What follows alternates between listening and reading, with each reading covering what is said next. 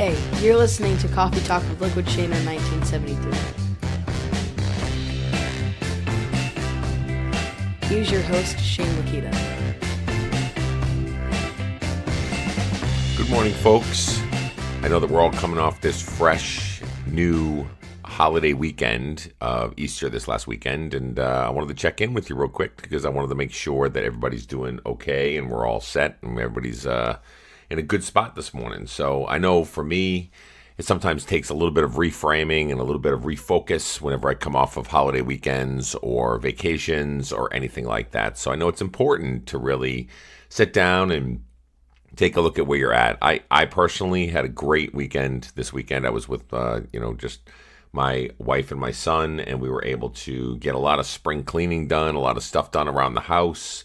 My son had I almost call it a skateboard party-esque Easter, where he's going to be 13 years old here in about a month, and, he's not into all the little foo-foo kid stuff, but he still likes to be able to search around the house and be able to take a look for eggs. My wife hides these little chocolate Easter eggs around the house. She has a certain number of it, and she writes a letter to him in the morning and says, here you go check it out and go see what you can find. And so he makes a all morning of it. Of course, he slept in like a typical teenager does, and in his Easter basket, he's into skateboarding a lot right now. So he has this nice Thrasher shirt and some other sports related cups like Red Sox and Bruins and some other things, some other items that Mom puts all this thought into making a small little basket for him, minus all the frills and the green Easter stuff and all that good stuff.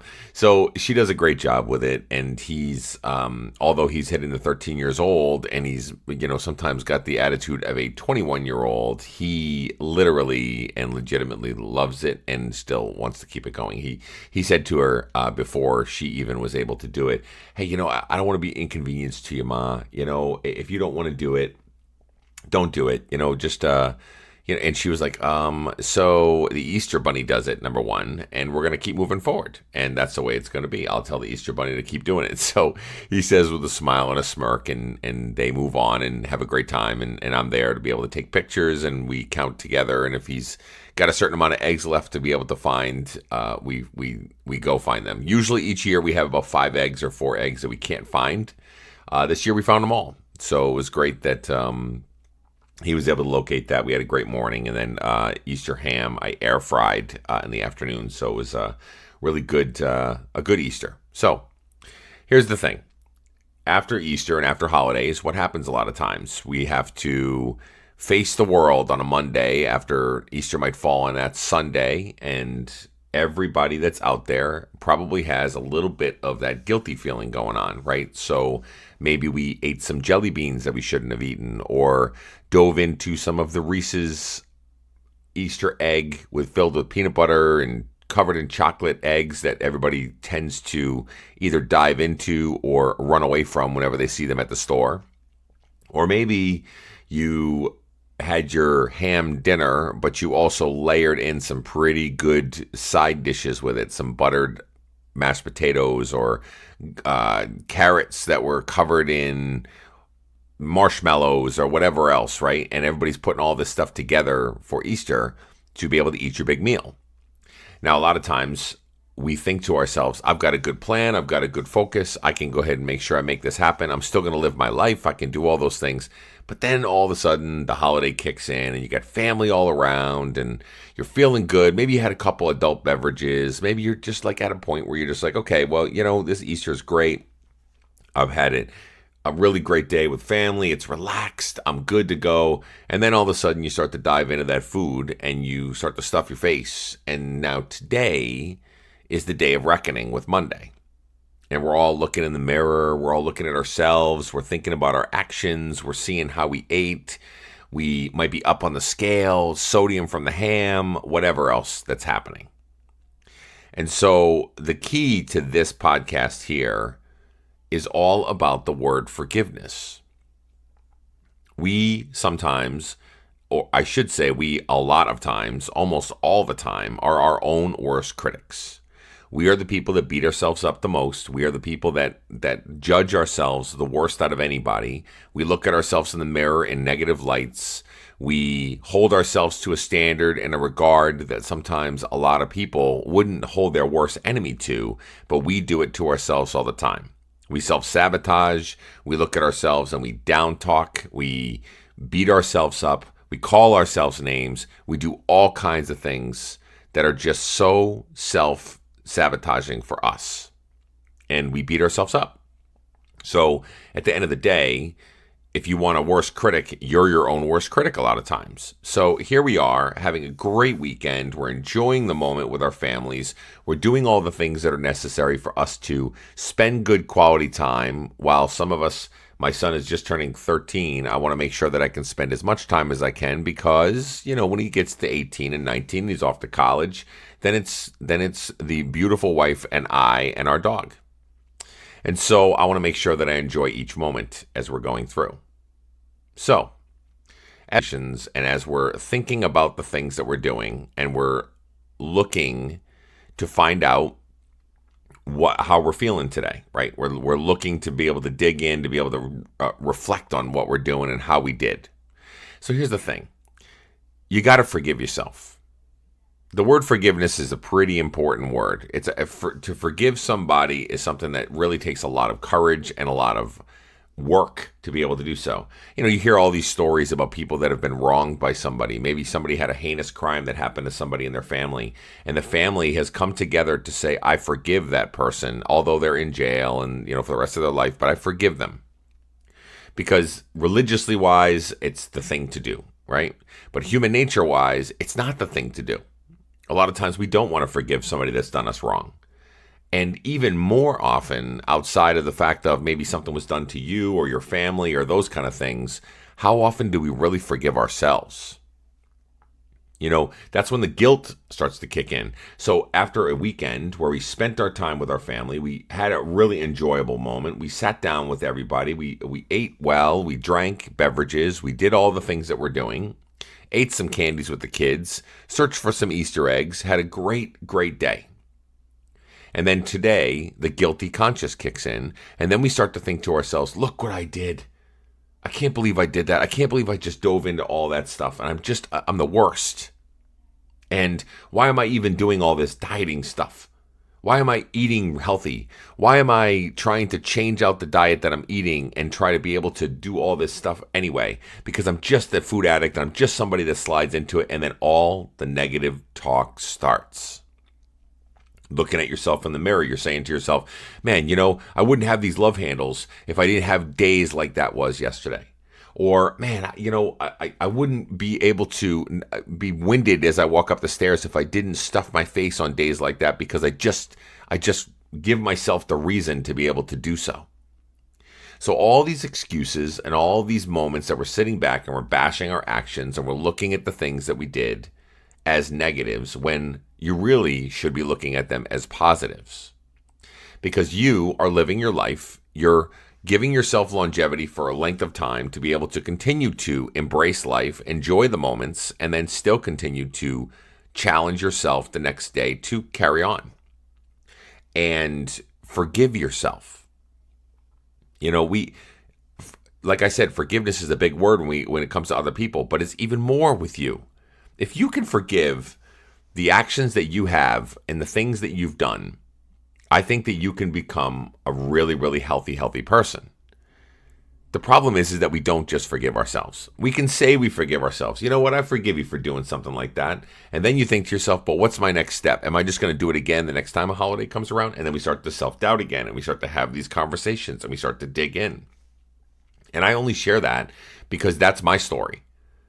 These are the things that I've done in my journey where I might be successful for a period of time and then the slide starts to happen or situations happen or negative things happen in my life. And then I start to make the excuse of it's okay because I'm allowed, or, oh man, I've already had 3 days of failure so far. So why continue to go down this road? And let me just go ahead and let it fly. And I'm going to eat whatever I want and go down the road of gaining another 50 pounds. So here's the thing.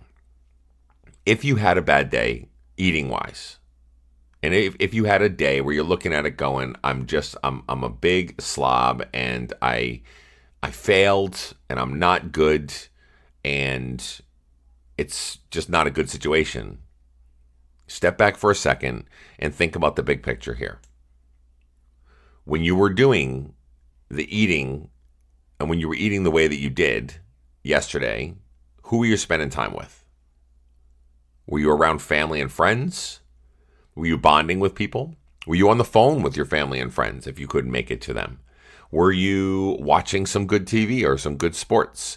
Were you bonding with your dog or your cat? Whatever your situation is, whatever the dynamic of what yesterday looked like, take a look at the stuff that didn't involve the food and think to yourself, how did that matter? And was it worth the investment on the outside of the food-wise, the stuff that I'm not forgiving myself for, but was it worth the time that I spent with my family? Was it worth the time that I invested in myself and gave myself some really good soul food that I could lean in on to be able to move forward with? Big picture, folks. Think about it. How are you looking at the grand scheme of things rather than the initial one very narrow-minded, thin viewfinder that you're looking at to be able to see exactly what the food looked like at that moment in time and how you don't forgive yourself over the fact that you ate the chocolates and the ham and the stuff? And are you looking at the big picture to say, okay, so the food was the food, but look what I did accomplish yesterday.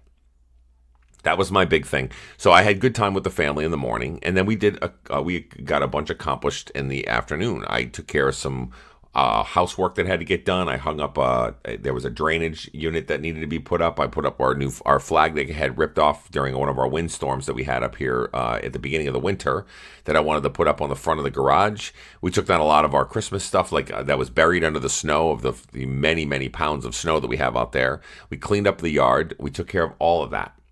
And we did it as a family. And we bonded together. There was no phones. There was no tablets. There was no Xboxes. There was no any of that stuff. It was just us, the three of us, spending time together and enjoying it. Now, on one hand, I might think to myself, man, I ate a lot of ham out of that air-fried ham. I'm thinking to myself, I made an excuse over the fact that that if I air fry it, it's going to maybe flesh out some of the fat content and the calories. No, it didn't. But that's okay. I mean, ham's really not that bad, but what the problem with ham is that ham can be very, very high in sodium. So then that plays havoc on the scale. And so I know that if I got on the scale this morning, I'd be up probably 2 or 3 pounds because the sodium in the ham could really play havoc on my body. But I know I enjoyed my time. I had a great dinner with my family. I had a great day bonding. We had a great morning celebrating, a good weekend overall. And that's the most important part of it. And at the end of the day, I enjoyed it.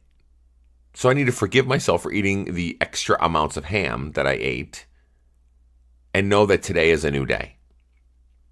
Now, I always talk about not having to always go full bore in the fact that we need to start today off scratch, right? Start off today to say it's a new day. I'm going to do something new today. This is what I'm going to do. And you just jump right in and you go for it, right? And so for me, in my mind, I can't live that way because if I go full bore, I'm an all or nothing kind of guy. So if I say I'm going to reset and I'm just going to, refocus everything I have into it, then I go way too far over to the right or over to the left of where I need to be. So my framework is, yes, it's a new day, but I just got to get back to the basics. I'm not going all in either way. I need to get back to what I know, and today is a new day. So I'm going to enjoy myself. I'm going to track what I need to track. I'm going to work out how I need to work out. I'm going to do the things that are necessary. And the most important piece to it is I'm going to forgive myself for yesterday, and I'm going to give myself credit for today. Because today is a new day. And today is a day that I'm going to accomplish my goals. And today is a day that I'm going to do the things that are necessary for me to be successful. The things that I know how to do. The things that I know that I've set myself up for success in the past and I've been down the road of being successful. So what's one day going to do? What's one weekend going to do? It's going to do nothing. It's just a blip on the screen. That's where we get the struggle going. That's where we have a hard time of understanding why is it so hard for me to forgive myself for one day or one weekend of divulging into maybe some adult beverages or some food that I shouldn't have. Come on. One weekend is not going to derail your whole entire life. Okay? So do that today. If you're struggling, if you're thinking to yourself, man, I really went off the rails yesterday, and I know how that feels, and I know that feeling. I'm not necessarily at that point today, but I do feel, and I've been down that road before, and I know that a lot of folks are struggling today because they are at that point of reckoning. They look back and they reflect on how they did, and they're just struggling with that. So what are you going to do with it? Are you going to wallow in your sorrows? Or are you going to sit down and just go, oh man, it was just so bad. I can't believe I did what I did. I'm a failure and I suck. Or are you going to look at yourself and say, okay, great. I had some great time with my family. I had great time with friends. I enjoyed myself. And it was one day in the life of Shane Lakita. And now I'm going to move on to making today great and be better today than I was yesterday. And that's it. It's simple. Compartmentalize it. Don't think of it as being an end all. Think of it as being a small step in your journey of how far you want to be. It's really important to do that. So today, if you're struggling, forgive yourself.